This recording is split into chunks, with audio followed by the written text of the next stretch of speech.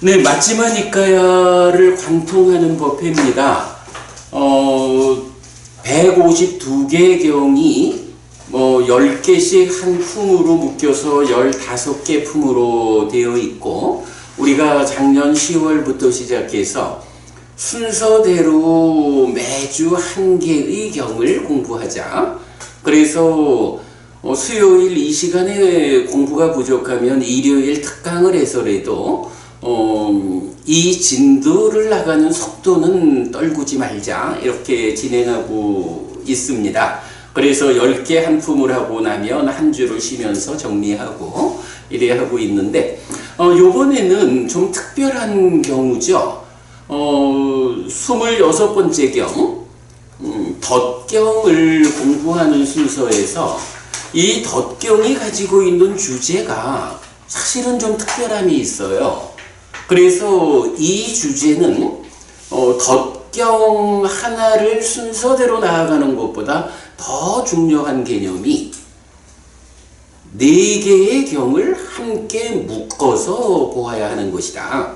그래서 26번 덧경하고 36번 사자가 큰경, 85번 보디 왕자경, 100번 상가라와경, 이 4개의 경을 하나로 묶어서 공부를 진행하고 있어요. 그래서 오늘이 묶어서 하는 공부의 4번째 시간입니다. 4개의 경을 공부하는 거니까 4주 안에는 마무리를 해야 우리가 진도를 늦추지 않고 나갈 수 있다라는 생각이고요. 자, 그럴 때 이 4개의 경을 묶어서 보아야 하는 이유는 뭔가요? 사실은 뭐니 해도 불교 안에서 우리가 가장 중요한 개념을 말하자라고 하면, 부처님이 깨달은 분인데 깨달았기 때문에 부처가 되었는데, 그 깨달음이 어떤 과정에서 어떤 깨달음을 성취하셨을까? 그리고 나면 깨달았다라고 하는 것만 가지고 사실은 부처라고 부르기 어려운 면이 있죠. 깨달은 자로서 이 깨달음을 대중을 위해서 설하는, 그래서 많은 사람들을 당신처럼 깨달은 상태로 만드는, 그래서 제자들을 깨달음으로 이끄는 그 과정까지가 말하자면 불교 안에 가장 중심되는 주제다. 부처님이 어떤 과정으로 어떤 깨달음을 성취했느냐, 이거보다 중요한 게 불교 안에 있을 수 없죠. 그런가 하면 그거를 당신 한 사람만의 깨달음이 아니라 많은 사람들이 그 깨달음을 공유할 수 있도록 제자들을 위해서 법을 설해서 그 제자들이 또한 깨달음을 성취하는, 그래야 이 깨달음이 불교라는 이름의 종교로서 인류의 스승이고 인류의 갈 길이 제시되는, 이런 말하자면 불교의 정체성이다라고 할 수 있는 그런 주제가 되는 거죠. 그런 측면에서 이렇게 불교의 정체성을 드러낸다라고 말할 수 있는 이 주제를 설명하는 경이 방금 말씀드린 4개의 경인 거죠. 그런데 이제 그 4개의 경이 사실 동일하지 않기는 하죠. 이런 그 부처님의 깨달음과 제자를 깨달음으로 이끄는 두 과정에 대해서 완전한 형태로 설명하는 경이 85번 보디왕자경이죠. 그래서 우리가 지난주, 지지난주 두 주에 걸쳐서 보디왕자경을 다 읽어가면서 어떻게 깨달았고 어떻게 제자들을 깨달음으로 이끌었는가 하는 과정을 다 보았죠. 이게 우리가 각각 공부하지 못하는 이유가, 이 중심되는 주제를 공부하는 데만 해도 2주가 걸렸거든요. 따로따로 하자 하면 따로따로 다 해야 되잖아. 그래서 그리 할 수 없어서 이렇게 4개의 경을 묶어가지고 보디 왕자경에서 두 줄을 써서 이 중심되는 주제를 설명하면 이제 뭐 앞뒤로 한 줄씩 해가지고 다른 경들이 어떻게 그 구성을 가지고 있고 어떤 주제로 다른 관점에서 이 주제를 설명하는가 이렇게 본다면 4주 만에 이 공부를 우리가 다 할 수 있다 이래 되는 거죠. 그래서 이제 보디왕자경이 그 완전한 형태를 보여준다면 26번 덧경은 깨달음의 과정과 깨달음으로 이끄는 과정을 다 말하기는 하는데 깨달음의 과정을 설명하는 데서 보디왕자경이 말하는 처음에 두 분 스승에게서 삼매를 익히다가 떠나는 그 이후에 소유 일점과 관련한 세 가지 비유가 중요하게 나타나고 이어서 고행을 하고 다시 고행을 떠나서 깨달음으로 이끄는 바른 길을 찾아서 사선삼명 바로 팔정도의 정이죠. 이 과정으로 깨달음을 실현하는 이 과정을 덧경은 설명하지 않죠. 다만 고행과 정정 이 과정의 자리에서 부처님이 바로 거기서 열반을 성취했다 라고 깨달음을 직접 말해주죠. 그래서 이제 그런 차이가 좀 있다라는 거고, 그런가 하면 36번과 100번 경은 뭐 경의 주제가 질문에 대한 답변이라는 측면에서 주제가 깨달음까지만 말하면 답변이 되기 때문에 깨달음 이후에 제자들을 깨달음으로 이끄는 과정은 이 두 개 경에는 나타나지 않죠. 그렇지만 포괄적으로 보디왕자경에서 말하는 이 깨달음의 과정과 깨달음으로 이끄는 과정, 이 과정 안에서 네 개의 경이 함께 나타나고 있다. 바로 이제 이런 특성 때문에 네 개의 경을 함께 보아야 했다라는 거죠. 자, 그래서 제가 오늘 여러분 이렇게 그 책을 하나 만들어 드렸습니다. 제목을 불교의 정체성을 드러내는 네 개의 경이라 하고 밑에 부제로 깨달음의 과정과 제자들을 깨달음으로 이끄는 과정 이렇게 적어 드렸거든요. 자, 오늘 드린 교재로 이 네 가지 경에 대한 마무리 수업을 오늘 진행하도록 하겠습니다. 자, 한 장 넘겨볼까요? 우선 차례가 있습니다. 자, 차례에서 개요가 5페이지에 있고 개요로 몇 페이지 좀 정리를 하고요. 이 책은 이제 네 개의 경을 다 번역을 해가지고 생략된 부분 없이 그냥 다 번역해서 소개를 하고 있어요. 그렇게 이제 보시면 되겠고요. 제가 이제 앞으로 지금 이 공부에서는 우리가 여러분들하고 저하고 하는 공부니까 이미 많은 부분을 우리가 공유하고 있기 때문에 자료로서는 생략되고 있지만 이제 나중에 제가 우리가 공유하고 있는 그 부분까지도 좀 세세히 나타내 가지고 책으로 만들어서 한국의 불자들이 불교의 정체성은 이거다 라고 바르게 가르침을 만날 수 있도록 책으로 출판하는 계획을 가지고 있습니다. 자, 그렇게 이제 보고요. 일단 한 장을 넘겨보겠습니다. 한 장을 넘기는 게 아니라 11페이지 보디왕자경으로 넘어가겠습니다. 자, 11페이지 오시면 이렇게 보디왕자경 있고요. 자, 넘어가서 그러면 이제 본경으로 갑니다. 사실 보디왕자경은 우리가 시작하면서 경을 시작부터 다 읽었기 때문에 봐야 할 거는 없어요. 다만 여기서는 자, 이 경의 주제는 뭐지요?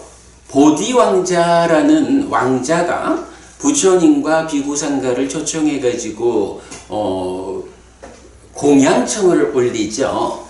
그런 자리에서 이제 보디왕자가 부처님한테 부처님, 저는요 행복이라고 하는 것이 행복에 의해서 얻어지지 않는다. 괴로움에 의해서 행복은 얻어진다라고 생각합니다. 라고 주제를 발휘하는 거죠. 그래가지고 이제 부처님의 깨달음의 과정과 제자를 깨달음으로 이끄는 이 포괄적인 가르침이 이 경에서 완전한 형태로 설해지는데 이 가르침을 설하는 이유가 무엇냐라고 하니까 바로 보디왕자가 말한 거, 저는요 행복이라는 거. 박보부님, 여기서 행복이다라고 말하는 거는 그냥 우리가 조금 행복해 이게 아니라 열반이라고 하는, 열반은 락이다 라고 말하는 이 완성된 행복, 이걸 말하는 거겠죠. 그래서 이러한 삶의 완성, 그 완전한 행복이라고 하는 것은 행복에 의해서 얻어지는 게 아니라 괴로움에서 얻어지는 거죠. 이렇게 생각하고 있습니다 라고 깨달음에 대한 자기의 이해를 말하니까 부처님께서 거기에 대한 답을 주는 거예요. 근데 그 답을 어떻게 주시느냐 하면, 그래, 나도 옛날에는 깨닫기 이전 보살이었을 때, 이 표현이 나타나는 거죠. 나도 옛날에는 보디왕자 그대가 말하듯이 그렇게 생각했었어. 이건 무슨 얘기예요? 옛날에 부처님의 깨달음 이전에 인도 사회의 보편적인 관점이, 그죠? 인도적인 고정관념이 있었다는 거죠. 깨달음이라고 하는 거, 완성된 행복이라고 하는 것은 괴로움으로 얻을 수 있는 거지, 그 행복으로 얻을 수 있는 게 아니에요. 이런 고정관념이 있었다는 거겠죠. 그러니까 부처님도 깨달음 이전 보살이었을 때 나도 그때처럼 그런 생각을 했었어. 그런데 왕자야, 그대가 알다시피 내가 누구요? 완전한 행복을 실현한 깨달은 자, 열애 아닌가? 이 말씀이 되는 거죠. 내가 어떻게 깨달았는지 그 얘기를 들려줄게.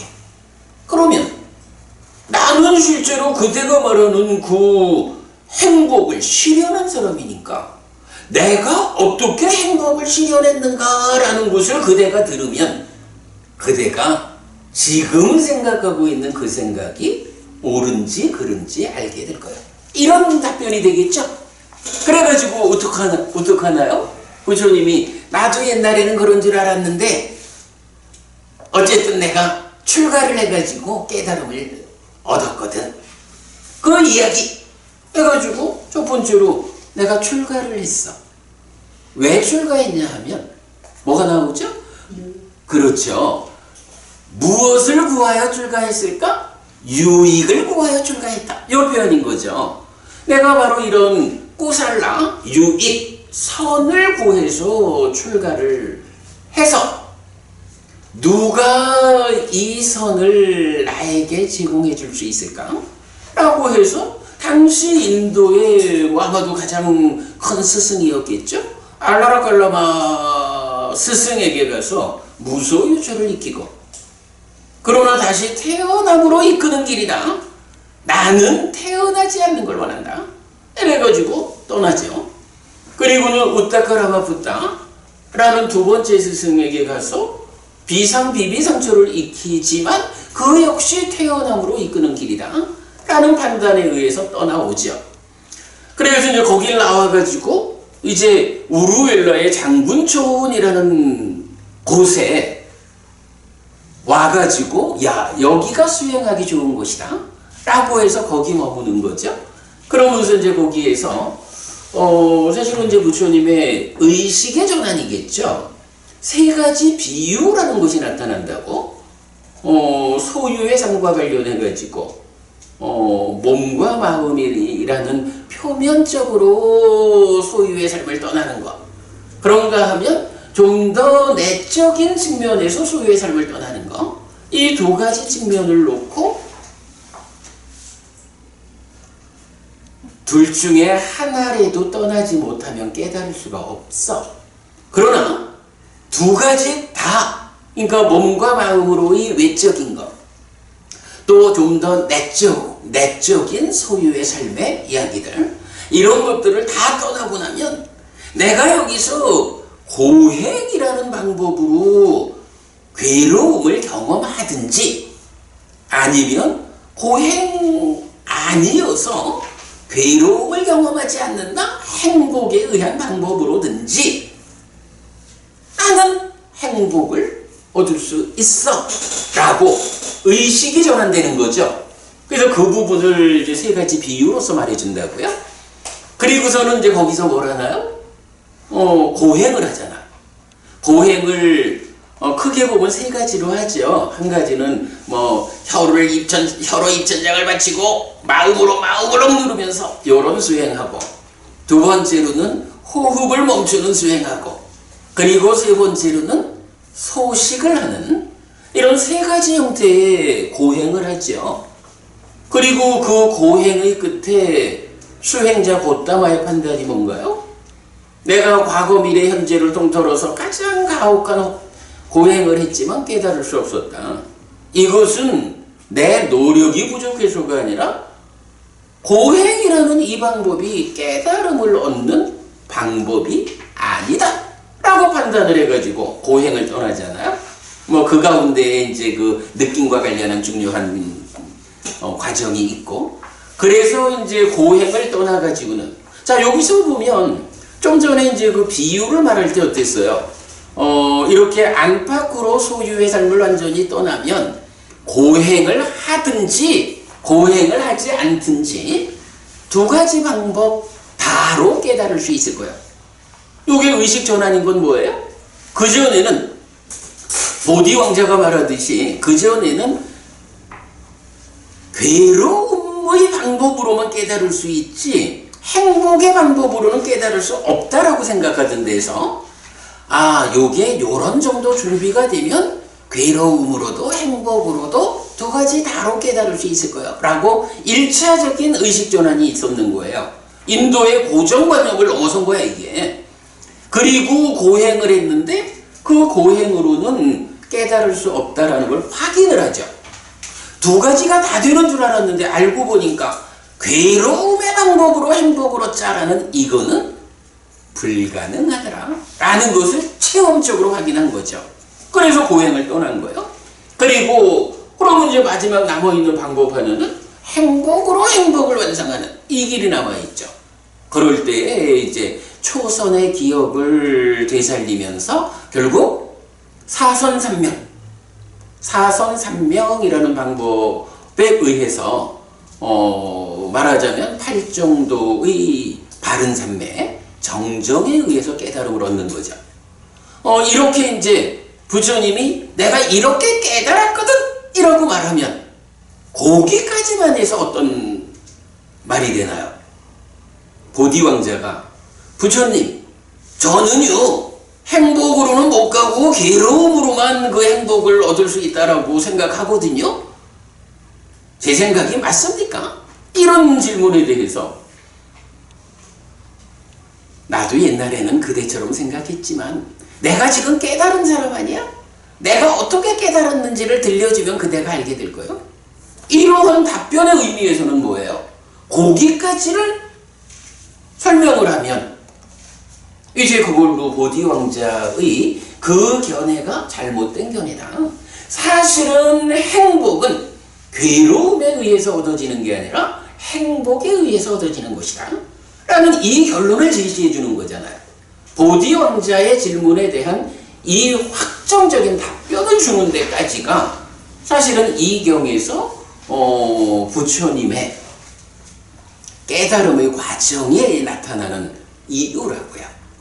그리고는 이제 그 보디 왕자하고는 이제 거기에서 이어지는 주제가 하나 있는 거예요. 뭐냐 하면 그런데 말이지, 이렇게 내가 행복에 의해서 행복을 얻었거든, 깨달았거든? 깨닫고 나서 보니까, 야, 이게 나 하나의 깨달음으로 되는 게 아니라, 그야말로 많은 사람들, 대중들을 행복으로, 깨달음으로 이끌어야겠구나. 그러니까 그런 과정이 이제, 범천의 권청 이렇게 나오는 거죠. 그래가지고, 함께하는 다섯 비구를 찾아가서 그들을 깨달음으로 이끄는 요 과정이 설명되죠. 그 과정이 이제 보디왕자경에서, 그리고 사실은 그 과정은 덧경에서도 동일하게 나타나죠. 여기에서 우선 한 가지 좀 제가 이런 이야기를 좀 해봅시다. 깨달음의 방법은 뭐 설해진 과정은 길었지만 구체적으로 깨닫는 방법이 뭐죠? 그렇죠. 사선삼명이야. 사선삼명이라는 게 어떤 얘기인가? 일단은 초선을 성취하죠. 그리고 제2선을 성취하죠. 그리고 제3선을 성취하죠. 그리고 제4선을 성취해. 그런 다음에 어떻게 하죠? 제4선이라고 하는 이 토대 위에서 어떻게 해? 삼명이니까 숙주명. 숙주명 뭐죠? 전생을 보는 거죠. 그 다음에 천한명, 죽고 태어남의 과정을 직접 보는 거죠. 그리고 누진명, 누진명으로 완성되는 거죠. 깨닫는 거죠. 다만 한 부분이 이 누진명으로 깨닫는다라는 거는 구체적인 방법이 뭐지? 누진명이라는 거, 누진해서 깨달았다라고 하면 수행을 말씀하시니까 수행하고 위파사나 사마타 위파사나 그래 뭐 사마타 위파사나, 그러니까 사념조로 시작해서 사마타 위파사나로 완성되는 그 수행이야. 근데 그 수행을 사실은 그러니까 누진, 번뇌가 부서졌다, 번뇌를 완전히 부쉈다라는 요 부분이잖아. 번뇌를 완전히 부수고 깨닫는 건데, 그 번뇌가 완전히 부서지는 그 현장을 경은 어떻게 표현하지? 범행이 다 했다. 그 표현 말고 뭐가 있을까?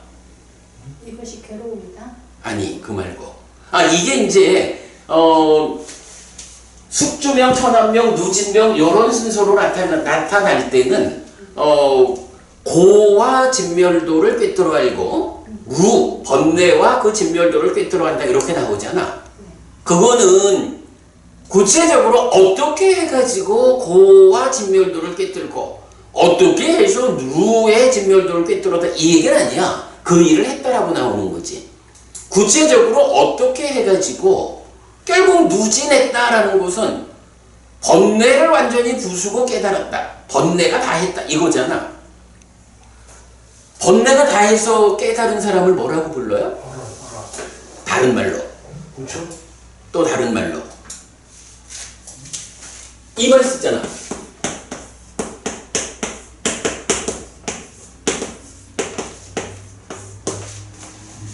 그치? 그러니까 아라한이 되는 가장 보편적 방법은 해해탈로 직접 가는 거잖아. 근데 이때 이 해해탈이라는 것이 어떻게 나타나냐고.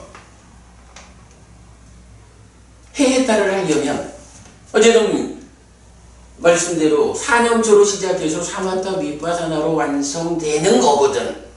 그 번뇌를 완전히 부수는 거잖아. 근데 그 부분을 구체적으로 표현해주는 교리가 어떤 게 있냐고.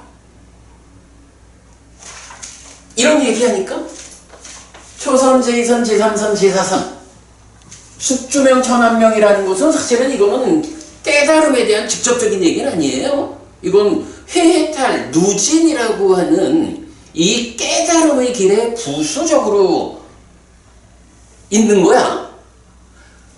구체적으로 깨달았다라고 하는 것은 하여간 누진해가지고 해탈한 거거든. 근데 요 과정이 어떻게 나타나느냐 이거야. 손을 나는 지금 이런 측면을 말하는 거야. 보통은 이제 불교계에서 사선삼명이라고 말하기 때문에 부처님은 초선, 제2선, 제3선, 제4선 하고 제4선에서 깨달았다. 이렇게 표현을 하잖아. 그럼 제4선에서 깨달았다라고 말하면서 덧붙여서 어떤 이야기를 해.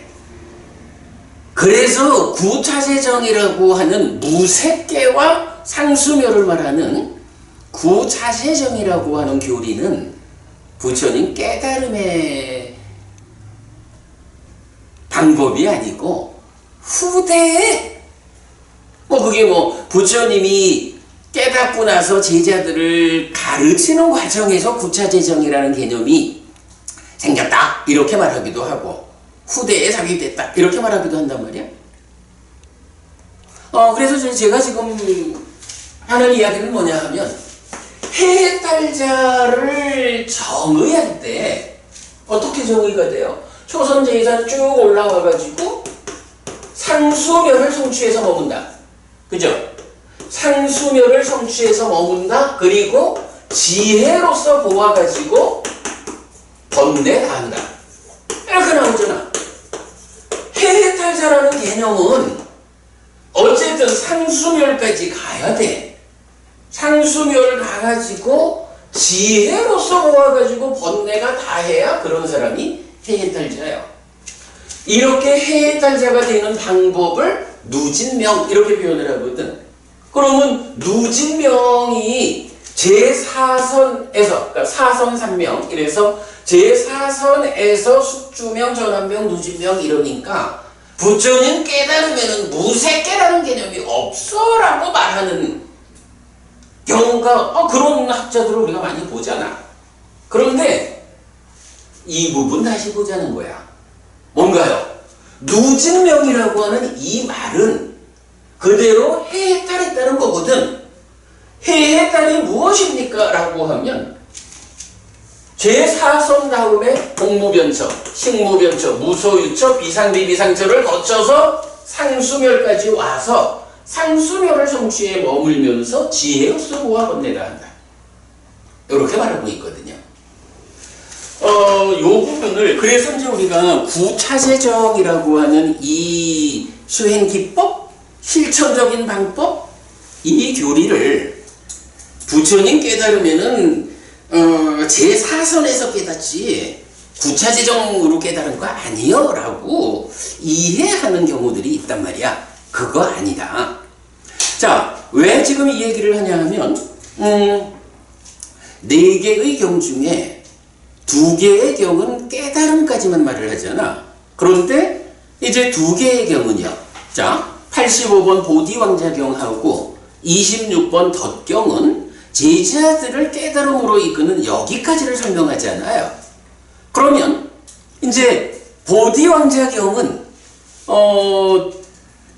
이렇게 제자들을 깨달음으로 이끈 다음에 어떤 이야기가 덧붙여 나오나요? 우리가 지난주에 이거 잠깐 봤지? 제가 5가지 정신의 요소와 관련한 데이터도 자료도 하나 드렸죠. 그래서 보면 보디왕자경에서 보디왕자와 부처님의 대화는 이렇게 전개가 되는 거야. 보디왕자가 저는요 행복으로는 못 가고 괴로움으로 간다고 생각합니다. 이랬더니 부처님이 내가 깨달은 과정을 말해줄게 라고 해서 사실은 괴로움으로 못 가고 행복으로 가는 거예요. 행복으로 행복을 성취하는 거예요 라고 깨달음을 말하고 이어가지고 이러한 깨달음이 나 한 사람만의 깨달음이 아니고 모든 사람들에게 가능한 깨달음이요 라는 이 부분을 이제 제자들을 깨달음으로 이끄는 이 과정으로 확장되잖아요. 그리고 나면 그래서 이제 함께하는 5 비구가 깨달음을 얻었다. 제자들도 깨닫는다. 이렇게 부처님이 말씀하시니까 이제 보디 왕자가 거기서 이제 이 말이 나오잖아. 우리가 왜 좀 궁금해하는 게 이 5 비구가 부처님한테 지도를 받아가지고 깨닫는데 얼마나 걸렸을까? 이거 좀 궁금하잖아. 답을 찾기가 좀 어렵죠. 그런데 부처님은 뭐라 하냐 하면 내가 5 비구를 가르치는데 2 사람이 탁발해 오면 6이 먹고 3 사람이 탁발해 오면 또 6이 먹고 이래가지고 그게 하루 밤낮에 깨달았다, 깨달음이 성취됐다 이렇게 말하는 건 아니잖아. 얼마의 시간이 걸렸겠죠? 그러니까 이제 보디 왕자가 질문을 또 해. 부처님 같은 큰 스승에게서 지도를 받으면, 그래서 부처님의 지도 아래에 깨달음을 얻는 데까지는 시간이 얼마나 걸립니까? 이렇게 질문을 하는 거예요. 그랬더니 부처님 뭐라 해요? 5 가지 정진의 요소라는 것이 있다 라고 비유를 들어주면서, 이러한 5 가지 비유를 5 가지 정진의 요소를 갖추면 그 정진의 요소와 함께하는 과정에서 7년을 나와 함께 공부하면 깨달을 수 있다. 7년을 말하죠. 그 다음에 굳이 7년까지 안 가도 된다. 6년 만에 깨달을 수 있다. 5년 만에 깨달을 수 있다. 이래 줄어가지고 1년 만에 된다. 7개월 만에 된다든가 이래 해가지고 줄어들어가지고, 심지어는 5 가지 정진의 요소를 얼마나 확고하게 갖추느냐에 따라서 일주야 하루만 나하고 공부를 해도 깨달을 수 있다. 이러죠. 그리고 마지막에는 뭐라 그래요? 일주야까지도 필요 없다. 저녁에 법을 들으면 아침에 깨달을 것이고 아침에 법을 들으면 저녁에 깨달을 것이다. 이렇게 그냥 하루 낮이거나 하루 밤이거나 그저 12시간 남짓한 요 정도라도 5 가지 정진의 요소를 확고히 해서 나와 공부를 하면 깨달을 수 있다. 이렇게 답을 주잖아요. 그러니까 우리가 이제 그런 구조를 좀 보자는 거야. 보디 왕자경에서는 하여간 보디 왕자의 질문이 2단계로 나온 거야. 첫째는 괴로움으로 깨닫는 거지요? 라고 하니까 부처님이 나의 깨달음의 과정을 들려줄게 해가지고 그게 아니고 괴로움으로 깨달을 수 없고 행복으로 깨닫는 거다. 그리고 이게 나 하나만의 깨달음이 아니라 누구나 깨달을 수 있다. 라고 제자들을 깨달음으로 이끈 이야기를 다시 말씀하시니까 보디 왕자가 2번째로 질문을 하죠. 그러면요, 부처님을 따라서 공부를 하면 깨닫는데 얼마나 걸리나요? 라고 하니까 이거를 그냥 일반적으로 말할 수는 없는 거예요. 그래서 거기에 5 가지 정진의 요소가 있다 라는 하나의 조건을 제시하죠. 이 정진의 요소 5 가지를 얼마나 확고히 하느냐에 따라서 7년이 걸릴 수도 있고 심지어는 하루면 된다. 아니 더 나아가서 하루 밤이든 하루 낮이든 12시간만 공부해도 깨달을 수 있다. 부처님이 이렇게 어렵지 않게 깨달을 수 있는, 어렵지 않다라고 말하기 좀 그렇죠. 그러나 많은 시간을 필요로 하지 않고 깨달을 수 있다. 그대가 얼마나 간절함을 가지고 이 5 가지 정신의 요소를 확고히 하느냐. 이렇게 답을 주는 거죠. 그러니까 보디 왕자경은 그러한 주제의 구성을 보여주는 거예요. 박부모님, 그치? 그 부분이, 그러니까 뒤에 가가지고, 보디 왕자야, 그대가 코끼리를 다룰 줄 알지? 이런 비유가 나오고 하지만, 그 내용을 가만 들여다보면, 결국은 얼마나 걸립니까? 하는 데 대한 부처님 답이라고. 그런가 하면, 이제 덧경. 덧경은 어떻게 말해요? 자, 덧경은 깨달음의 과정에서는 이런 고행과 바른 삼매의 과정 대신에 열반을 성취했다 이렇게 바로 깨달음을 선언해 주죠. 그러나 이제 다섯 비구를 깨달음으로 이끄는 과정은 동일하게 나온다고. 그리고 나서 박보부님, 제가 지난주에 그거 한번 질문했죠. 전법륜이 있잖아. 부처님이 이제 법륜을 굴리잖아. 이 다섯 비구들을 대상으로 법륜을 굴린다고. 그 법륜의 내용이 뭐였지? 뭐 중도 사성제. 그래, 전법륜경에서 사성제를 말하는 거죠. 사성제, 발진도 삼재십이행. 그래, 그게 이제 전법륜경이지. 그 전법륜경을 통해서 어떤 성과가 있어서 다섯 제자들한테 법안이 생기지. 그림은 이어가지고 무아상경에서 색수상인식 오온은 무아다 선언하시고, 이렇게 무아인 오온이 무상한, 그러니까 상하냐 무상하냐 라는 동의의 과정을 거쳐가지고 부처님이 그러므로 색수상행식 오온을 어떻게, 이것은 나의 것이다, 이것은 나다, 이것은 나의 아다라고 보지 않아야 한다 라고 여실직연을 이끌고 이어가지고 여무 이탐 해탈직연으로 알아낼 되잖아. 그래서 그 경의 말미에 그래서 5명의 비구가 이 가르침을 통해서 알아니 되었다 라는 게 나타나잖아. 그래서 보면 초전법륜 부처님이 다섯 비구를 위해서 법륜을 굴린 내용이 뭐냐 하면 이렇게 전법륜경하고 무아상경을 통해서 사성제로 법안을 생기게 하고, 무아상경에서 이렇게 오온의 무상고 무아를 보게 하는 이 일을 통해서 여실직연, 해탈직연을 이끌어서 아란이 되잖아. 이 두 개가 이제 법륜을 굴린 대표적인 이야기지. 그런데 덧경에서 우리가 좀 보자면, 덧경은 이렇게 다섯 비구가 깨달음을 성취했다라는 이야기를 하면서 이어가지고 경의 마무리를 이렇게 한다고. 이게 이제 시간이 부족할 것 같아서 내가 경을 다 좀 읽지를 못해서 그래.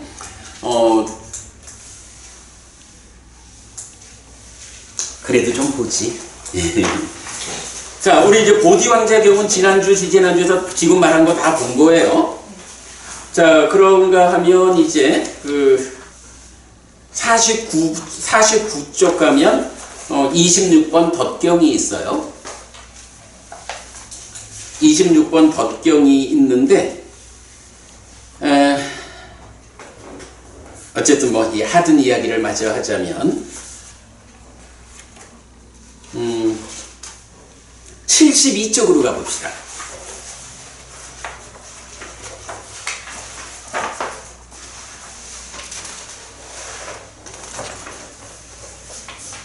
아, 71쪽부터 볼게요. 71쪽 맨 아래 보면 비구들이여, 나는 함께하는 다섯 비구를 설득할 수 있었다. 비구들이여, 나는 2명의 비구를 가르치고 3명의 비구는 탁발했다. 3명의 비구가 탁발하여 가져온 것을 6명이 먹었다. 나는 3명의 비구를 가르치고 2명의 비구는 탁발했다. 2명의 비구가 탁발하여 가져온 것으로 6명이 먹었다. 요게 하여간 좀 전에 말씀드린 거고, 그래서 하루 밤낮은 아니야. 근데 요거 보디왕자경하고 동일한 표현이죠.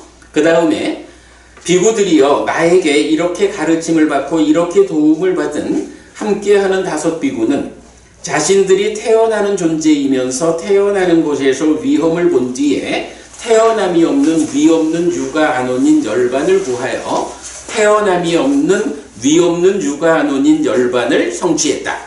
이것이 태어남, 늙음, 병듦, 죽음, 슬픔, 오염 6가지에 대해서 반복되죠. 그래가지고 반복되면서 이제 그 문단의 끝에 가면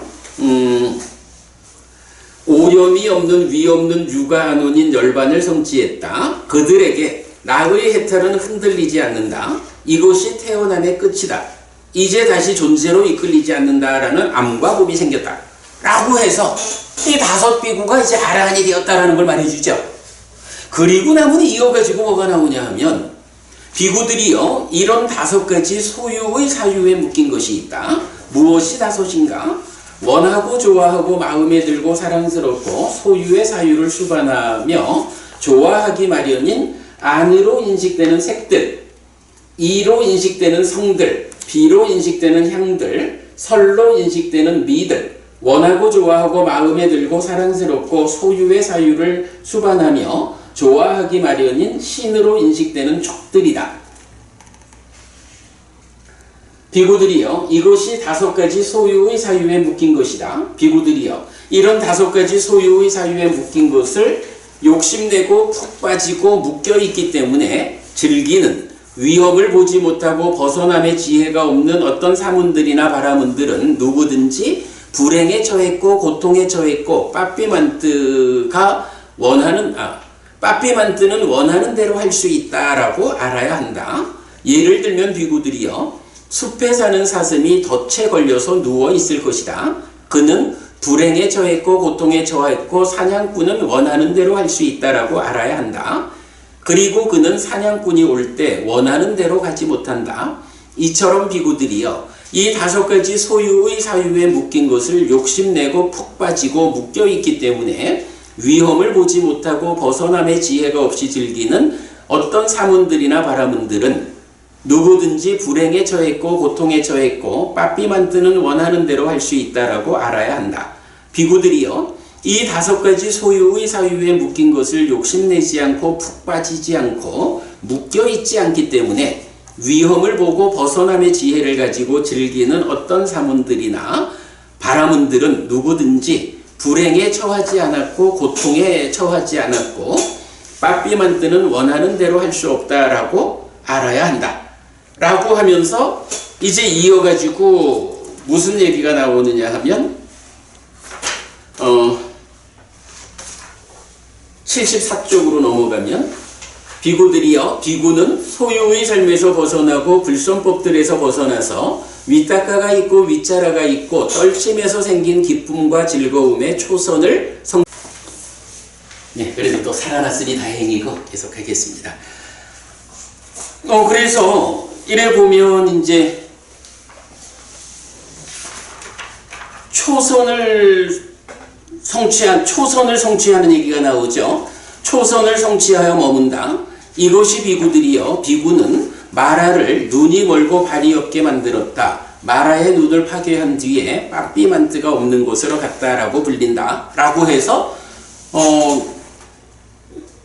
소유의 사유에 묶인 거, 그러니까 까마구나에 묶여서 살던 삶을 벗어나는 거죠. 그래서 초선을 성취해서 머물면 그거를 까마구나는 마라의 덫이다.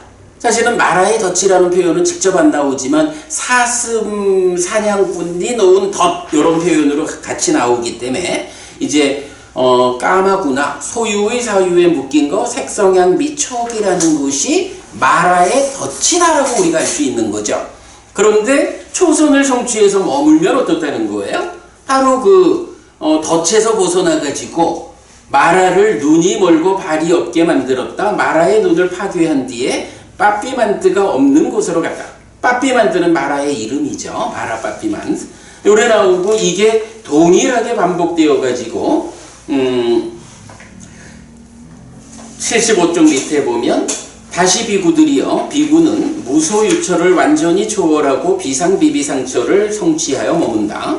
이것이 비구들이여 비구는 마라를 눈이 멀고 발이 없게 만들었다. 마라의 눈을 파괴한 뒤에 빠삐만뜨가 없는 곳으로 갔다라고 불린다. 다시 비구들이여 비구는 비상비비상처를 완전히 초월하고 상수멸을 성취하여 머문다. 그리고 지혜로서 보아 번뇌가 다한다. 이것이 비구들이여 비구는 마라를 눈이 멀고 발이 없게 만들었다. 마라의 눈을 파괴한 뒤에 빠삐만뜨가 없는 곳으로 갔다. 여기까지는 앞이랑 똑같죠. 그런데 이어가지고 세상에 대한 강한 붙잡음을 건넜다. 그는 걸림없이 가고 걸림없이 서고 걸림없이 앉고 걸림없이 눕는다 라고 불린다. 그 원인은 무엇인가? 빠삐만드를 피했다. 이렇게 나오죠. 그러니까 초선부터 비상 비비상초까지는 빠삐만드의 눈을 파괴하고 빠삐만드가 없는 곳으로 간 거야. 그런데 상수멸을 성취해가지고 지혜로서 보아 번뇌가다 하는 요게 사실 뭐죠? 해달한 거죠. 알아한다는 거죠. 요게 누진명하는 것 의미죠. 고래되면 표현이 조금 더 넓어지는 거죠. 세상에 대한 강한 붙잡음을 건넜다. 걸림없이 가고 서고 앉고 눕는다. 이렇게 표현을 하고 이게 빠삐만트를 피했다. 이렇게 말하거든요. 그래서 일단 이제 덧경에서는 이렇게 제자들을 깨달음으로 이끌었어. 그런데 어떤 방법으로 이끌었을까? 사실은 이게 이제 다섯 비구가 깨달았다, 아라한되었다라는 그 설명 이후에 이런 구차재정이라는 주제가 나타나잖아요. 그러니까 이제 이 부분을 어떻게 이해해야 하느냐 하는 데는 어려움이 좀 있는 것 같아요. 그렇지만 우리가 경의 그 흐름을 보면 왜 이야기가 갑자기 뜬금없이 나올까? 뜬금없이 나오는 게 아니에요.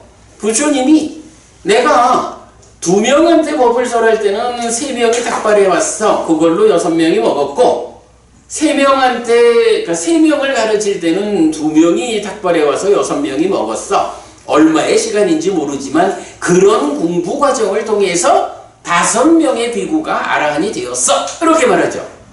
그리고는 이어가지고 한 가지 말씀을 더 해주는 거. 예를 들어서 보디왕자 경우는 어땠어요? 이렇게 5 비구가 깨달았다 라고 말하니까 보디왕자가 그러면 그 시간은 얼마나 걸려요? 이러니까 하루 밤에도 되고 하루 낮에도 돼.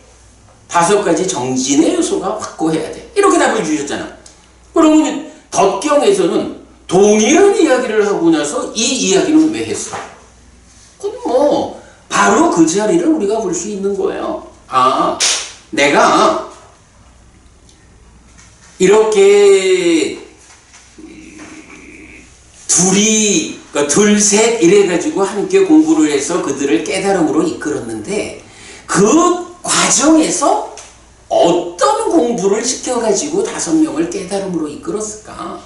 물론 교리를 대표하는 곳으로의 법륜은 당연히 전법륜경이 말하는 사성제의 삼전시비행 해서 법안을 생기게 하고 그 다음에 무아상경이 말하는 그 방법으로 그러니까 오온의 무상고 무아를 조례가지고 아라한으로 이끄는 이 과정이 대표적이죠. 그런데 이렇게 사성제의 삼전시비행이라고 하는 교리적 설명하고 여실지경과 해탈지견이라는 교리적 해석 설명하고 이와는 다른 측면에서 그럼 그렇게 사성제, 여실지견, 해탈지견 이러한 깨달음으로 가는 그 과정을 실천적으로는 어떻게 이끌었습니까? 여기에 대한 답으로 부처님은 구차재정이라는 그래서 상수묘를 성취에 머물면서 지혜로서 보아 건네다 하는 바로 그 해해탈자가 되는 이 과정으로 5명의 비구를 깨달음으로 이끌었어. 라고 그 자리를 설명해 주는 것이 바로 이 내용이다. 이걸 우리가 봐야 하죠. 이게 이제 만약에 이제 경에서 부처님이 내가 그렇게 5명을 공부시키는 과정에서 이렇게 구차재정을 실천적으로 이끌었다 이렇게 설명을 해주셨으면 더욱 쉽겠지만 부처님이 그렇게 말씀하지 않으셨어도 경이 설해진 그 구성을 보면 아 그렇구나 이렇게 5명의 비구를 얼마인지 모르는 기간 동안에 공부를 이끌어서 아라한을 그러니까 깨달음으로 이끌었는데 그 동안에 부처님이 이끄는 방법이 뭐냐? 이런 까마구나 소유의 사유에 묶인 것이 바로 마라의 덫이요.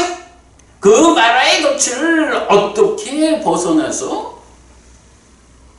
세상을 건널 것이냐, 깨달을 것이냐 하는 것을 구차재정이라는 이 실천적 방법으로 지시를 했고, 그렇기 때문에 구차재정이라는 것이 바로 경은 해달자가 누굽니까? 구차재정의 방법으로 상수멸을 성취해서 머물면서 지혜로서 보아 번뇌다 한 자가 해탈자고, 이 해탈자가 누진에서 깨달은 그 아라한이요 라는 건 우리가 충분히 알고 있는 거잖아요. 그래서 우리가 이제 덧경을 통해서 보아야 하는 것은 바로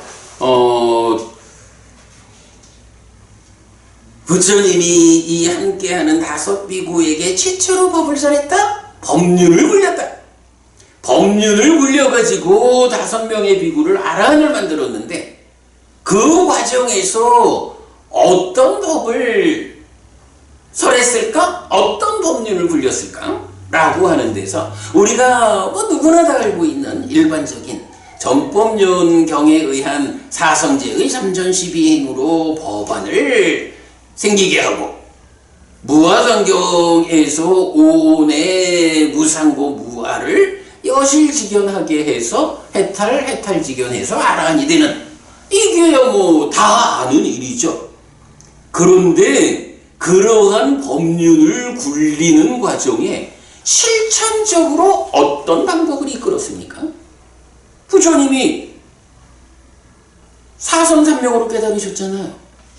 당신이 깨달으신 그대로 사선삼명을 가르치는 거예요.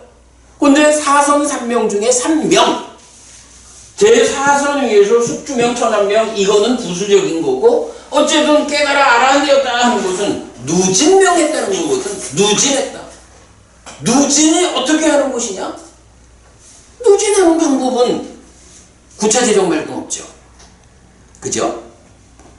그러니까 부처님은 내가 이렇게 깨달았거든, 사선삼명으로.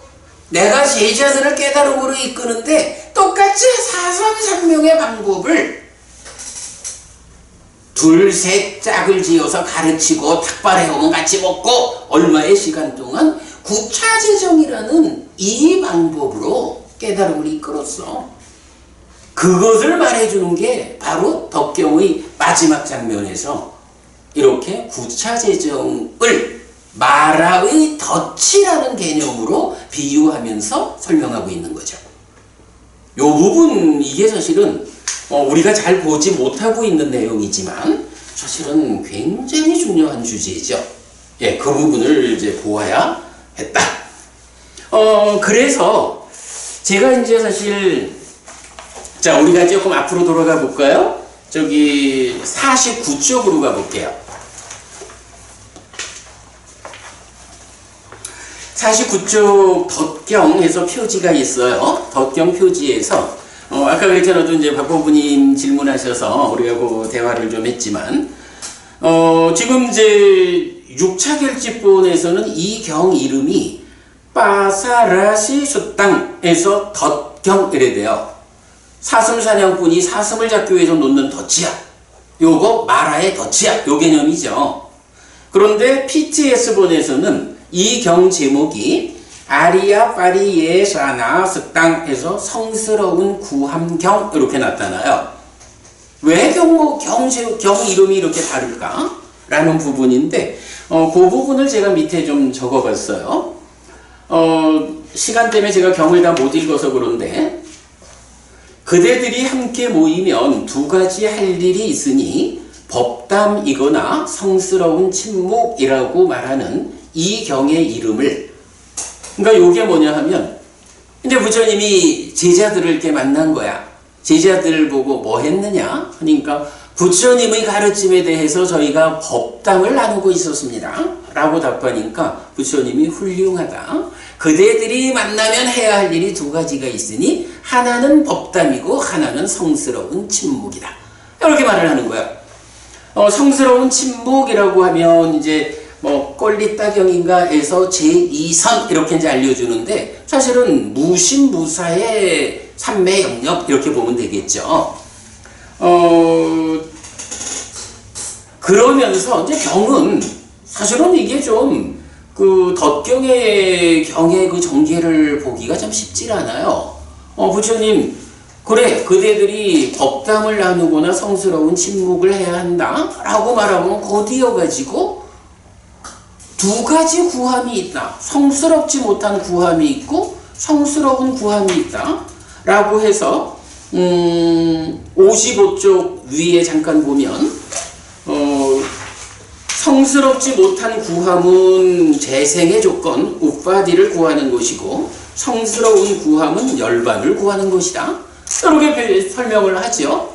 그러면서 이제 이어가지고 열반을 구하기 위해서 내가 출가를 해야겠다 라고 해서 출가해서 두 분 스승을 만났다가 그 다음 고행과 바른 삼매의 과정은 생략하고 바로 출가한 목적인 열반을 실현했다. 이렇게 나오는 거라고요.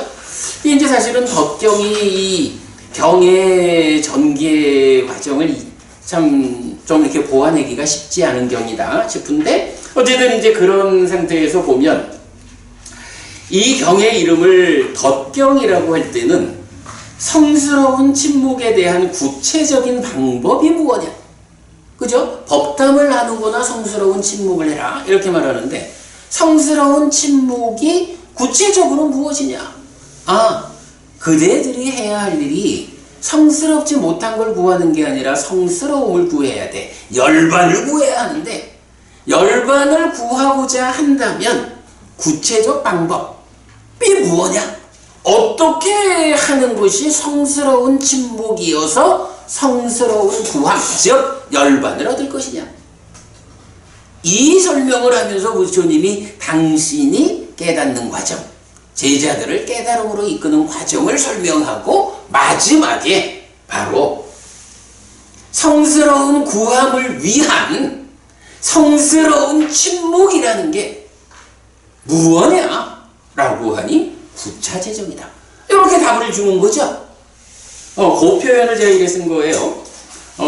경의 이름을 덧경이라고 할 때는 성스러운 침묵에 대한 구체적 방법으로 함께하는 다섯 비구를 마라의 덫에서 벗어나 깨달음으로 이끄는 실천으로의 구차재정을 설하는 것을 중심에 둔 거고, 성스러운 구함경이라고 할 때는 그 목적으로의 열반에 대한 지향을 설하는 것에 중심을 두었다고 이해할 수 있다.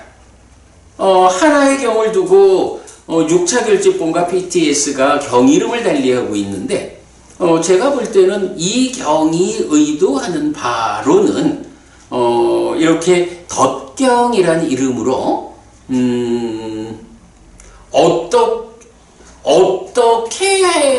그러니까 어떤 방법으로 성스러운 침묵의 과정, 공부 과정을 통해서 성스러운 구함을 얻을 것이냐 라는 측면에서 구차재정이라는 것이 마라의 덫이라는 이 주제에서 벗어나는 것이다 라고. 사실 그럼 이렇게 보면 이 경의 중심 주제는 뭐냐 하면 가장 마지막에 가서 내가 깨닫는 건 사선삼명에서 깨달았는데 내가 5명의 비구를 깨달음으로 이끄는 과정에 무엇을 했느냐? 사실 그게 똑같이 사선삼명인데 숙주명과 천안명은 일단 좀 접어뒀다 치고 구차재정이라는 게 뭐예요? 사선에서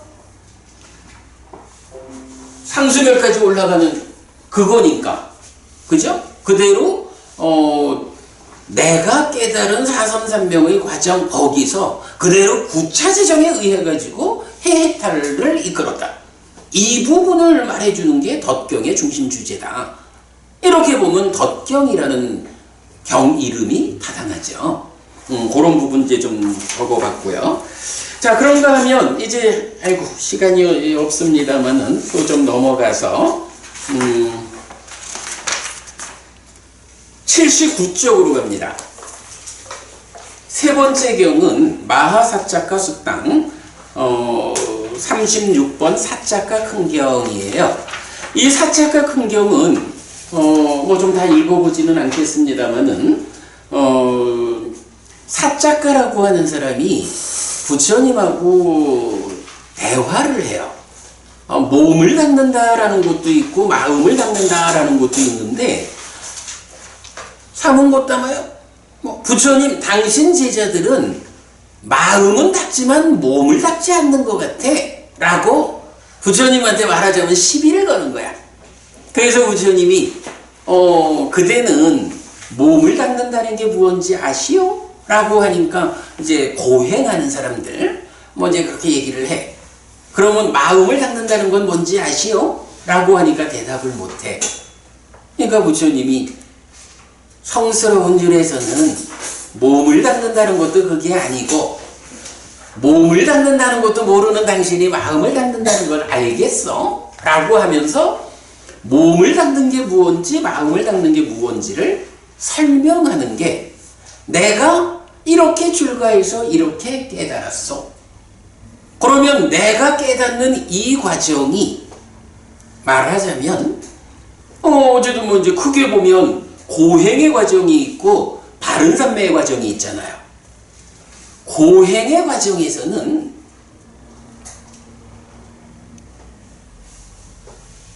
여기서는 이제 아주 대표되는 개념이 하나 나오는데 그게 뭐냐 하면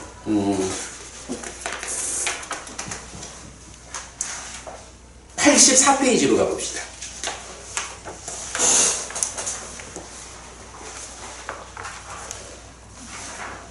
84페이지 중간에 요 주제를 제가 설명하고 있거든요. 사실은 사자가 큰경에서 우리가 보아내기 가장 어려운 주제가 요거예요. 몸을 닦는다는 게 무언지 마음을 닦는다는 게 무언지. 그런데 경은 이 부분을 이렇게 설명해줘요. 몸을 닦는다라는 것은 즐거운 느낌에 대한 대응력이야. 마음을 닦는다라는 것은 괴로운 느낌에 대한 대응력이야. 요거는 나중에 여러분 이제 경을 좀 자세히 보시고 부처님이 저는 사실 이 부분이 이해가 안 돼가지고 몇 년을 두고 고민했던 건데 이제 좀 정리를 한 것 같아요. 부처님이 고행을 하잖아. 고행하는 시절에 부처님은 어떤 느낌을 경험하죠? 괴로운 느낌? 당연히 고행이니까 괴로운 느낌을 경험하겠지.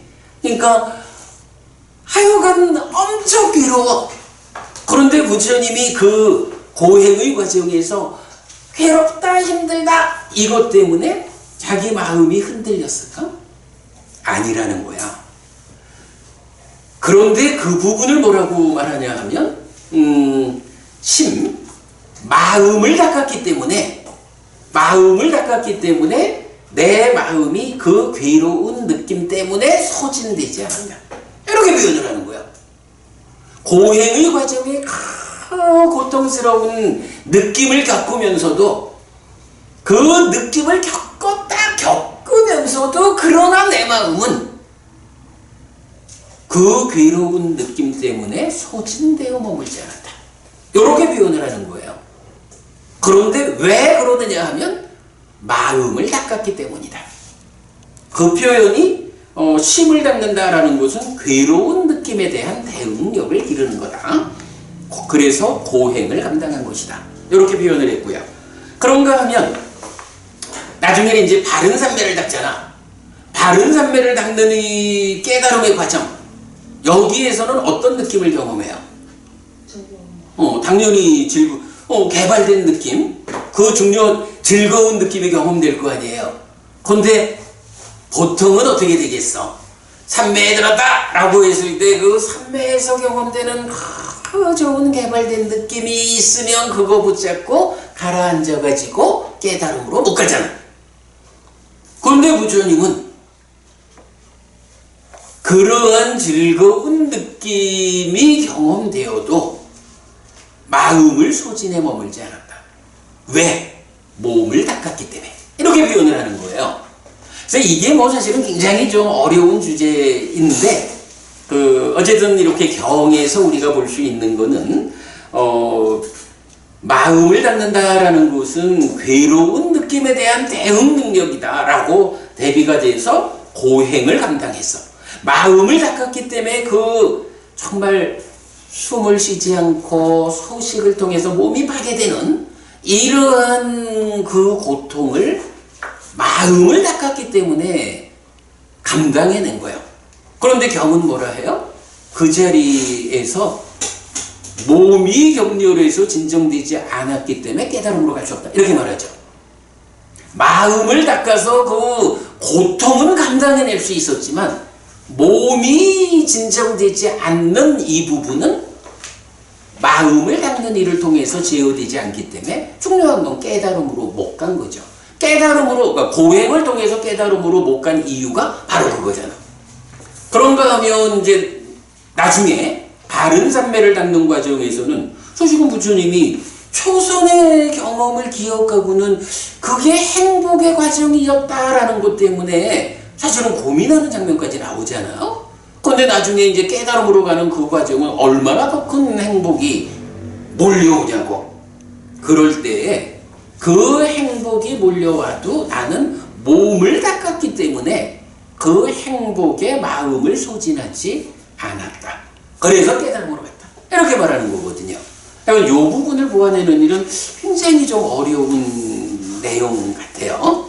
근데 이제 사실 어저께 제가 불교 입문 1에서 업장소멸 이야기를 했지만 사실은 이렇게 몸을 닫는다, 마음을 닫는다라는 게 사자가 큰경 말고도 소금종지경에서도 나온다고요. 그래서 악업을 지은 사람이 그러니까 몸과 계와 마음과 지혜를 닦지 못하면 사소한 악업으로도 지옥 간다. 이래 나오죠. 그러나 몸과 계와 마음과 지혜를 닦은 사람은 사소한 악업을 지은 거 살아있는 동안에 다 경험하고 말지 요만큼이라도 죽은 다음에 지옥으로 이끄는 힘이 되지 않는다. 이렇게 말하는 거잖아요. 하여간 요 경 두 개에서 그 경우를 볼 수 있는데 어쨌든 우리가 경을 해석하는 입장에서는 그렇게 보아야 할 것 같아요. 몸을 닦는다라는 것은 즐거운 느낌에 대한 대응력이 향상하는 거. 그래서 개발된 느낌을 감당하고 깨달음으로 가는. 그런가 하면 마음을 닦는다는 것은 괴로운 느낌에 대한 대응력을 길러가는 것이고 그래서 고행을 담당했고. 그러면 그러니까 사작가는 부처님한테 당신 제자들은 마음은 닦지만 몸은 닦지 않는 것 같아요. 자기 생각으로는 고행을 안 하잖아. 이런 이제 얘기를 했지만 부처님은 아니야. 이렇게 깨달음으로 가는 과정에 고행을 극복하고 바른 삼매에서 즐거운 느낌에 붙잡히지 않는 이것이 마음을 닦는 것이고 몸을 닦는 거야. 그렇게 깨달음으로 가는 거야. 라고 설명을 해주는 거거든요. 이제 고려되고 이제 사자가 큰경은 이어가지고 부처님한테 또 질문을 하죠. 당신 낮잠 자는 거를 봤는데 그거 그 혼란이 남아 있어서 그런 거 아니요? 라고 할 때 부처님이 오염원이 없는 번뇌가 다하며 번뇌가 있으면 혼란한 사람이라고 하고 번뇌가 없으면 혼란하지 않은 사람이라고 한다라고 하는 그 부분까지가 이제 사자가 큰경의 주제고요. 자, 그런가 하면 107쪽으로 옵니다. 107쪽은 맞지마니까야 100번 상가라와 경입니다. 상가라와 경은요, 이 경은 좀 재밌어요. 다난자니 바라문 여인이 처음에 주인공으로 나와가지고 나모따싸 바가와또 아라가또 삼마삼부따싸를 늘 입에 달고 사는 그 상태에서 이제 상가라와라고 하는 젊은 바라문이 시비를 걸죠. 그래가지고 다난자니 바라문 여인이 그러면 당신도 부처님을 만나보시오 하고 부처님한테로 안내를 해줘요. 그래서 이 상가라와 바라문이 이제 나중에 부처님을 만나요. 부처님을 만나가지고 부처님한테 질문을 하기를 이런 주제를 말해요. 지금 여기에서 실다운 지혜로 완전한 요게 지금 110쪽에 있어요. 지금 여기에서 실다운 지혜로 완전한 궁극의 경지를 성취해서 범행의 근본을 공언한다는 어떤 사문 바라문들 가운데 곧다마 존자 당신은 어디에 속합니까? 라고 질문을 하는데 여기에 대해서 그래요. 세상에는 지금 여기에서 실다운 지혜로 완전한 궁극의 경지를 성취했다. 이렇게 말하는 사람들이 있는데 그 경우도 여러 경우가 있어. 삼명바라문 이러면 이제 힌두교 바라문교도가 되죠. 그들은 전승의 중심을 두고 그렇게 말하고 우리 딱기 위망시라고는 12번 사자후큰경에서 보았죠. 딱기 위망시 같으면 온전히 믿음에 의해서 이렇게 말하는데 나는 이런 전승의 문제나 믿음의 문제 그 측면에서 내가 지금 여기에 실다운 지혜로 완전한 궁극의 경지를 성취했다 이래 말하는 사람이 아니요. 나는 어떻게 이런 경지를 말하느냐 알려줄게 라고 하는 것이 부처님의 깨달음의 과정을 소개하는 거예요.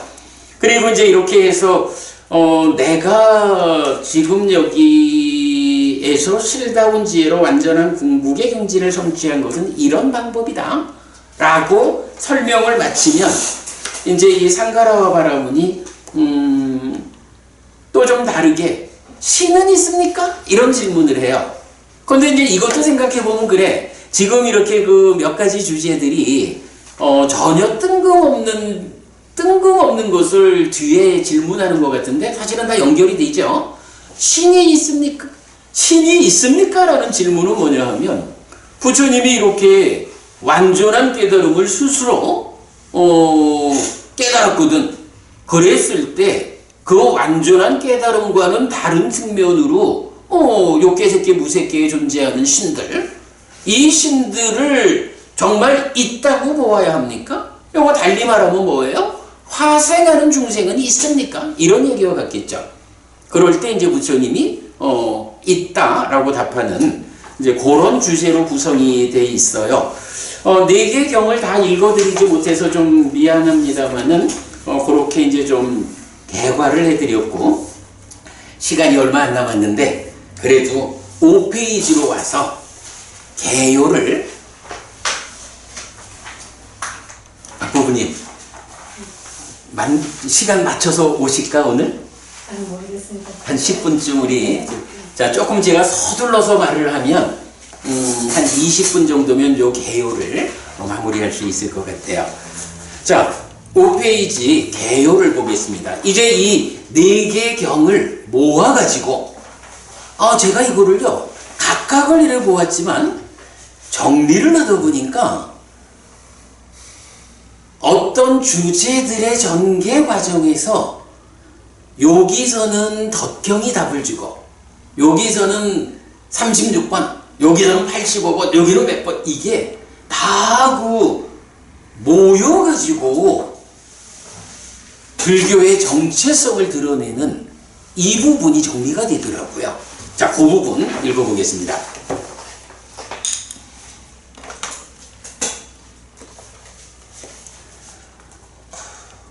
부처님의 깨달음의 과정과 제자들을 깨달음으로 이끄는 과정을 설명하는 경으로는 마치마니까야 26 덧경, 36 사차카 큰경, 85 보디왕자경, 100번 상가라와 경의 4개가 있습니다. 1. 출가의 목적 아리아 파리예사나 하면 이제 성스러운 구함 이퀄 낑꾸살라 가외시 무엇이 유익인지 구함. 자, 우리가 지난번에 보았지만 왜 출가했을까 하면 무엇이 유익 선인가 이걸 구해서 출가를 했잖아.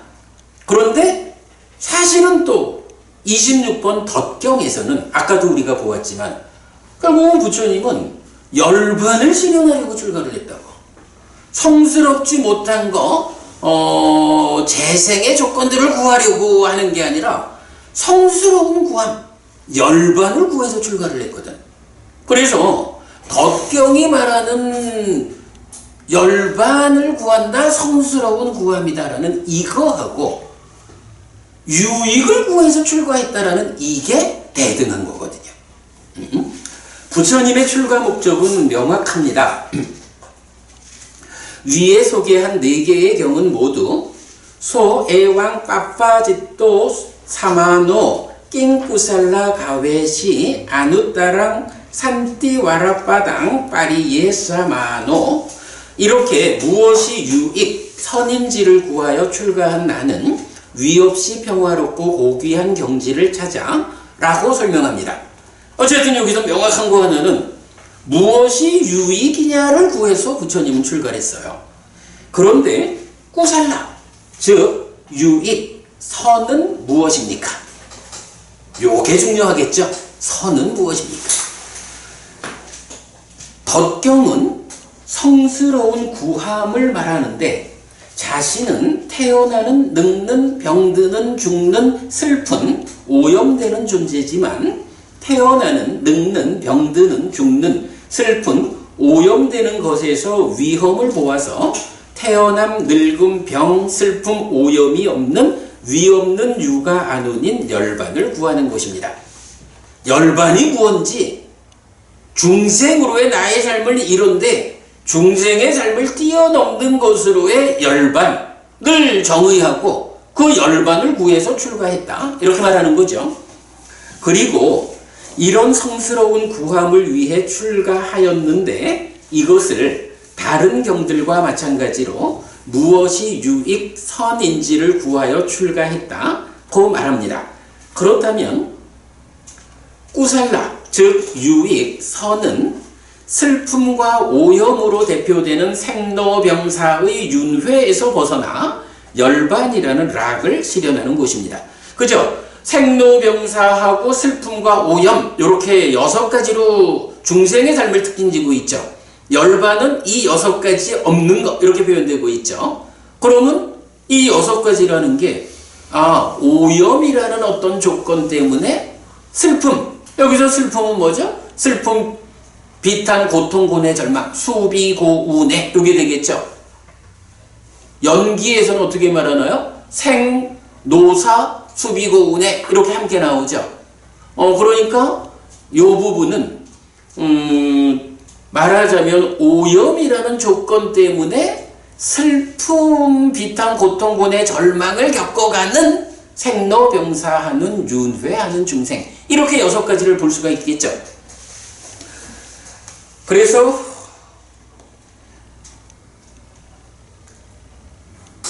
이렇게 생로병사의 윤회에서 벗어나 열반이라는 락을 실현하는 것입니다. 경이 많은 곳에서 말하는 이익과 행복의 실현이고 이런 점에서 부처님을 세상에서 윤회의 장막을 벗긴 아라한 정등각이라고 부른다고 하겠습니다. 여러분 이 표현을 우리 많이 보죠. 특히 그 디가니까의 30번 32상경에서 부처님을 항상 이렇게 표현하죠. 세상에서 윤회의 장막을 벗긴 자야 부처님이. 그리고 그런 사람을 뭐라고 불러? 아라한이라고 정등각이라고 불러. 제가 이거 언제 한번 다시 말씀드리겠지만 우리가 아라한 이러면 어떻게 하나요? 응공이라는 번역은 적절하지 못하다. 번뇌다한 자다. 이렇게 우리가 이해하자 그랬죠. 근데 그 번뇌다한 자인 아라한은 구체적으로 누구냐 하니 세상에서 윤회의 장막을 벗긴 자다. 그러니까 번뇌가 다 했다라는 의미가 뭐냐 하니 누진해서 해탈한 거니까 세상에서 윤회에서 벗어난 거야. 정등각이 완전한 깨달음을 성취한 분이잖아. 근데 그 완전한 깨달음이라는 것도 구체적 의미가 뭐냐? 윤회하는 중생의 삶을 벗어나는 그런 깨달음. 그게 완전한 깨달음이야. 이렇게 말하는 거죠. 경은 이렇게 부처님을 대표하는 개념이 세상에서 윤회의 장막을 벗긴 분이다. 윤회를 벗어난 분이다. 이렇게 말한다는 거 놓치지 말자고요. 유사한 용례로는 빠빠찡 낑꾸살라누스 에시 무엇이 유익 선인지를 구하여 출가했다라고 말하는 대반열반경 수박다 유행승 이야기가 있습니다. 요거 설명된 거죠. 또한 부처님은 유익과 무익을 선언한 분이어서 유익과 무익의 기준 위에서 상황에 맞게 잘 분별하여 말하는 분이라는 의미의 분별설자를 말하는 왓지야마히타 경도 같은 맥락에서 이해할 수 있습니다. 출가의 목적 이렇게 되면 지난번 공부보다 아주 중요한 요점들이 추가되었죠. 출가는 이렇게 보면 뭐 거의 충분할 것 같아요. 자, 그 다음에 이 깨달음의 과정. 방금 상가라화경에서 제가 간단히 설명했던 내용이에요. 깨달음의 과정. 삼명바라문처럼 전승에 의해서도 딱히 위망시처럼 오직 믿음에 의해서도 아니고 이전에 들어보지 못한 법들에 대해 스스로 법을 실답게 안 뒤에 지금 여기에서 실다운 지혜로 완전한 궁극의 경지를 성취해서 범행의 근본을 공언하는 방법. 부처님은 이런 방법으로 당신의 깨달음을 설명한다고요. 네. 상가라화경이 이제 바로 그 부분을 말해주고 있어요. 그러면 여기서 지금 볼 때 덧경이 출가의 목적을 말해주고 상가라화경이 깨달음의 과정이라는 게 구체적으로 어떤 것일까? 라는 데 대한 개념을 또한 말해주고 있죠. 자, 깨달음의 과정의 1번 삼매수행. 첫 번째 스승인 알라라깔라마에게서 무소유처를 익히지만 태어남으로 이끄는 길에 대해 염오하여 떠나고 두 번째 스승인 우따카 라마푸타에게서 비상비비상처를 익히지만 역시 같은 이유로 떠납니다. 유익을 구하여 출가한 부처님을 교주로 하는 불교가, 요 표현 유익을 구하여 출가한 부처님을 교주로 하는 불교가 하늘에 태어나기 위한 종교가 아니라는 점을 확인할 수 있습니다. 2. 소유의 삶에 대한 세 가지 비유를 상세히 설명하고 있는데 요거 이건 보디왕자경에서 행복은 행복에 의해 얻어지지 않고 괴로움에 의해 얻어진다라는 고정관념의 타파를 주제로 하는데 소유의 삶에 대한 세 가지 비유는 행복에 의해 행복을 얻는 가르침으로의 불교의 특징을 말해줍니다 하고 요거 지난 시간에 우리가 충분히 가장 요점적으로 설명한 내용 정리했어요. 생략하고 넘어갈게요. 자, 보면 두 분 스승을 떠난 뒤 깨달음의 과정에서 고행 이전에 소유의 삶과 관련한 세 가지 비유를 소개하는 데는 이런 의미가 있다는 것을 알 수 있습니다. 3. 고행. 이 과정에서 고행은 심으로 심을 억제하는 수행 한 단계와 숨을 멈추는 수행 5단계 그리고 소식의 수행으로 구성됩니다. 하지만 확고한 노력에 의해 잊히지 않는 사띠는 확립되었지만 앞에 둘, 즉 심으로 심을 억제하는 거, 숨을 멈추는 거, 앞에 둘은 몸이 진정되지 않고 뒤에 하나, 소식은 몸이 파괴되는 부작용 때문에 깨달음으로 이끄는 길이 아니라는 것을 확인하게 됩니다. 고에 의한 락의 성취 불가능. 그래서 깨달음을 위한 다른 길이 있을까? 라면서 고행을 떠납니다. 이때 부처님은 심으로 심을 억제하는 수행 한 단계와 숨을 멈추는 수행 5단계에 대해 심을 닦았기 때문에 생겨난 괴로운 느낌이 나의 심을 소진하여 머물지 않았다 라고 회상하는데 사자가 큰경의 주제입니다. 설명드린 거죠. 4. 사선삼명 8정도의 정정에 의한 깨달음. 고행을 떠난 뒤 깨달음을 위한 바른 길이라고 판단한 초선의 기억 가운데 나는 소유의 삶과 다른 곳, 불선법들과 다른 곳에 있는 행복을 두려워하지 않는다 라며 락에 의한 락의 성취의 길을 선택한 것은 깨달음의 과정에서 가장 극적인 장면이라고 할 수 있습니다. 고정관념의 극복. 그리고 몸을 회복하기 위해 덩어리진 음식을 먹는 수행자 고타마를 보고 함께하는 5 비구가 실망하여 떠나는 것도 불교의 성립 과정에서 중요한 일화입니다. 덩어리진 음식을 먹고 몸을 회복한 수행자 고타마는 사선삼명 즉 8정도의 정정의 과정으로 깨달음을 성취하는데 무명이 부서지고 명이 생긴 것이고 어둠이 부서지고 빛이 생긴 것이라고 경은 설명합니다. 근데 이 과정이 누진명이 바로 구차재정이다라는 이 부분 놓치지 않기로요. 오늘 수업 중에 아주 중요한 주제의 하나죠. 이때 부처님은 사선과 삼명의 7단계에 대해 몸을 닦았기 때문에 생겨난 즐거운 느낌이 나의 심을 소진하여 머물지 않았다라고 회상하는데 사자가 큰경의 주제입니다. 이렇게 사자가 큰경이 이 자리를 차지해줘요. 한편 소유의 삶에 대한 3가지 비유와 고행 그리고 사선 삼명에 의한 깨달음의 과정은 태어남, 늙음, 병, 죽음, 슬픔, 오염이 없는 위 없는 유가 안온인 열반의 성취 과정으로 묘사되어 불교의 목적 지향을 말해주는데 덧경의 주제입니다. 이 부분 계속 설명드렸어요. 또한 사자가 큰경은 열애에게 오염원이고 미래에 태어나고 늙고 죽어야 하는 존재로 다시 이끌고 두렵고 보가 괴로움인 번뇌들은 버려지고 뿌리 뽑히고 윗부분이 잘린 야자수처럼 되고 존재하지 않게 되고 미래에 생겨나지 않는 상태가 되었습니다 라고 말하는데 번뇌가 버려진 상태가 곧 열반이라는 것을 알 수 있습니다. 요거 보면 덧경에서 슬픔과 오염을 말하잖아요.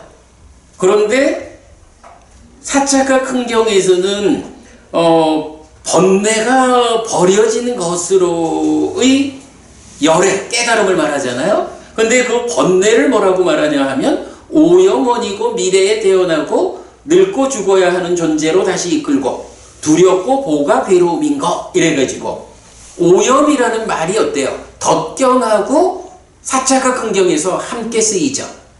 예, 요런 관계, 뭐 약간의 그 문법적 차이를 보여주고는 있지만 요렇게 오염이라는 것이 또한 덧경과 사자가 큰경을 하나로 묶어서 큰 주제가 형성된다라는 것도 보시고요. 그리고 이렇게 수행자 곶담은 보살의 삶을 마감하고 부처가 됩니다. 이것이 이전에 들어보지 못한 법들에 대해 스스로 법을 실답게 한 뒤에 지금 여기에서 실다운 지혜로 완전한 궁극의 경지를 성취해서 범행의 근본을 공언하는 부처님의 방법인데 상가라와 경의 주제입니다. 바라문교처럼 뭐 삼명바라문에서 전승에 의한 방법 아니죠. 닦기 위망시처럼 온전한 믿음에 의한 이런 방법 아니죠. 부처님은 바로 이러한 깨달음의 과정에서 보여주는 이런 방법으로 완전한 궁극의 경지를 성취한 분이다. 이렇게 말하는 거죠. 자, 그 다음에 3. 제자들을 깨달음으로 이끄는 과정. 깨달음 이후의 과정은 사자가 큰경과 상가라와 경에는 나타나지 않고 덧경과 왕자보디경에만 나타납니다. 1. 부처님이 성취한 법. 닦아 왔자라. 닦아, 가래의 형성 과정의 영역을 넘어선 부처님이 성취한 법은 닦아의 영역을 넘어선 현자에게만 경험될 수 있는 법인데 사람들은 잡기를 즐기고 좋아하고 기뻐합니다. 그래서 여기에서의 조건성인 연기와 열반의 2가지 토대를 보기 어렵습니다. 그래서 부처님은 법을 설해도 알기 어려울 것이라는 주저함으로 기울게 됩니다. 2. 범천의 권청. 깨달음을 성취한 뒤 심히 법을 설함이 아니라 주저함으로 기운 상황은 주목해야 합니다. 주저하여 법을 설하지 않았다면 부처가 아니라 벽지불이 되었을 것이기 때문입니다.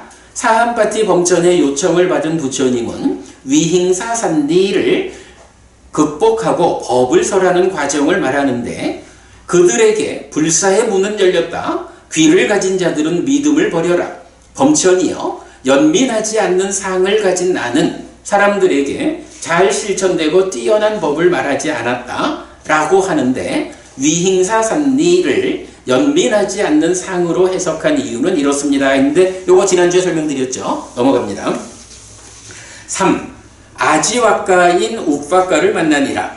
그래도 우리 범천의 권청에서 놓치지 않아야 되는 거는 벽지불이 될 것인가 부처가 될 것인가 하는 이 판단의 과정이었다는 거. 그리고 거기서 위행사산리, 자, 우리가 보통으로 표현을 하자면 폭력의 상을 가진 자 이렇게 돼야 되지만 그러면 좀 안 맞죠. 그래서 그 부분을 의미를 따져서 연민하지 않는 상을 가졌을 때 이렇게 표현했던 거. 3. 아지와까인 우빠까를 만난 일화. 함께하는 5 비구에게 제일 먼저 법을 설하기로 한 부처님이 그들을 찾아가는 과정에서 아지와까인 우빠까를 만난 일화도 주목해야 합니다. 스승이 누구냐는 질문을 받은 부처님은 스승도 대등한 자도 없는 아라한, 위없는 스승, 정등각을 선언합니다. 또한 불사의 북을 울리는 것으로의 전법륜, 법륜을 굴림을 선언하는데 불교가 불사를 위한 가르침이라는 것을 알 수 있습니다. 그리고 부처님은 번뇌의 부서짐의 성취를 위한 진정한 승리자를 다시 선언합니다. 자, 앞에서도 세상에서 윤회의 장막을 벗긴 이렇게 표현되어 있죠. 이 부분을 하여간 우리가 놓치면 안 됩니다. 이걸 놓치면 불교가 형이상화되어 가지고 부처님의 가르침이 본질을 놓치죠. 어쨌든 불사, 죽지 않음, 윤회에서 벗어남, 이것이 부처님 가르침의 큰 목적이다. 4. 전법륜, 함께하는 5 비구에게 법륜을 굴림. 함께하는 5 비구를 만나고 설득한 부처님은 법륜을 굴리는데 그 과정은 이렇게 묘사됩니다. 오늘 여러 번 얘기했죠. 6명이 먹었다. 실망하여 떠난 함께하는 5 비구에게 깨달음을 인정하고 법을 듣도록 설득하는 과정이 힘들었다는 것을 경은 3번의 거부 과정으로 묘사하고 있습니다. 그러나 일단 구른 법륜은 거침없이 함께하는 5 비구를 깨달음으로 이끕니다. 함께하는 5 비구의 깨달음은 부처님의 깨달음이 세상 사람들에게도 재현된다는 것을 확인하는 과정입니다. 이거 여러분 가장 중요한 개념이죠. 부처님만의 깨달음이 아니야. 부처님의 그 방법이 세상 사람들에도 재현된다. 누구든 따라하면 깨달을 수 있다. 이게 확인된 거예요.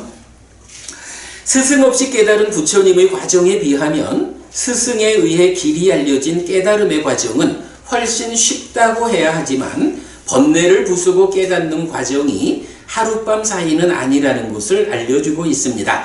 다만 보디왕자경에서 보디왕자는 부처님에게서 가르침을 받아 깨닫는 데에는 시간이 얼마나 걸리는지 질문하는데 부처님은 5가지 정진의 요소를 갖춘 자라면 7년 내지 저녁에 가르침을 들으면 아침에 특별함을 얻을 것이고 아침에 가르침을 들으면 저녁에 특별함을 얻을 것이라고 알려줍니다. 그런데 이 과정에서 굴려진 법륜의 내용은 무엇입니까? 일반적으로 전법륜경을 통해 법안이 생기고 이어서 무아상경을 통해 아라한을 실현하는 것으로 알려졌는데 모든 가르침의 근본을 제시하고 있습니다. 법륜이 굴려진 뒤의 상황을 2개의 경은 나에게 이렇게 가르침을 받고 이렇게 도움을 받은 함께하는 5 비구는 의 형태로 각각 제시하는데 보디왕자경은 오래지 않아 좋은 가문의 아들들이 바르게 집에서 집 없는 것으로 출가하는 목적인 위없는 범행의 완성을 지금 여기에서 스스로 실답게 안 뒤에 실현하고 성취하여 머물렀다 라고 하고 덧경은 자신들이 태어나는, 늙는, 병드는, 죽는, 슬픈, 오염되는 존재이면서 그러한 곳에서 위험을 본 뒤에 태어남, 늙음, 병, 죽음, 슬픔, 오염이 없는 위없는 유가 안온인 열반을 성취했다. 나의 해탈은 흔들리지 않는다. 이것이 태어남의 끝이다. 이제 다시는 존재로 이끌리지 않는다라는 암과 봄이 생겼다 라고 합니다. 위없는 범행의 완성이 열반의 성취에 이어지는 태어남의 끝, 즉 윤회에서의 벗어남이라는 것을 설명해 줍니다. 이거 명확하게 나오죠. 그런데 덧경은 이런 설명에 이어서 구차재정에 의한 번뇌들의 부서짐, 즉 누진의 실천 기법을 설명합니다. 성스러운 침묵의 실천으로 성스러운 구함을 실현할 것을 주제로 하는 이 경에서, 요게 그러니까 덧경이라는 경의 이름, 중요한 거죠.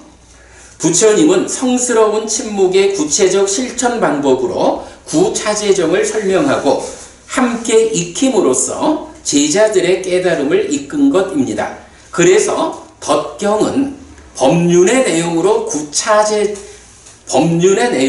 구차재정을 제시하였다고 할 수 있습니다. 오늘 주제 중에 가장 중요한 것이 하나입니다. 그렇다면 법륜의 내용은 교리 측면에서 전법륜경의 사성제와 무아상경의 무아, 여실지견, 여모, 이탐, 해탈, 해탈지견의 두 가지. 그죠? 교리 측면에서 이 두 가지. 그리고 실천 측면에서 덧경의 구차재정으로 구성된다고 하겠습니다. 하여간 오늘 우리가 덧경이 말하는 전법륜 구차재정, 이 개념을 확보한 것은 굉장히 중요하다라고 말하고요. 자, 마지막 별표하고 이러셨습니다. 사선 삼명으로의 깨달음 가운데 누진명은 번뇌를 부수고 깨닫는 것인데, 번뇌를 부수고 깨닫는 과정은 요거 제사선에서 깨닫는 거 아니죠. 구차재정의 끝에서 상수묘를 성취하여 머물면서 지혜로서 보아 번뇌가 다함으로써 완성됩니다. 라고 해서 어제도 마무리를 했습니다. 뒤에 제가 이거 잘 정리해서 책으로 만들어서 다시 볼 수 있도록 하겠습니다. 어쨌든 여러분, 오늘 수업에서 제가 볼 때 가장 중요한 개념이 이거 같아요. 누진명이 구체적으로 뭐냐고, 해해탈자된 건데 구차재정으로 깨달은 거예요. 네. 자, 여러분 모두 수고하셨고요. 오늘 수업 이렇게 마치겠습니다. 고맙습니다. 그래서